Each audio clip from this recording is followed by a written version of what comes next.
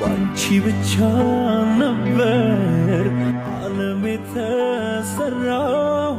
በቃ አልቻልኩም። አፈቅርሃለሁ።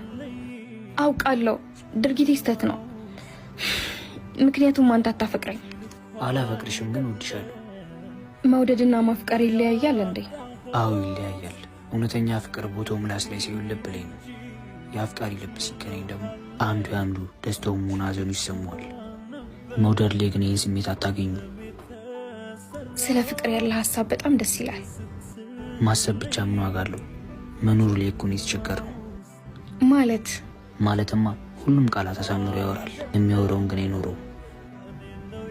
እሺ እና እኔ መች ነው የምታፈቅረኝ? ፍቅርን በቀጠሮ አረግሹ። ምን ላርግ? ጨነቀኝ እኮ። አይጭነቅሽ።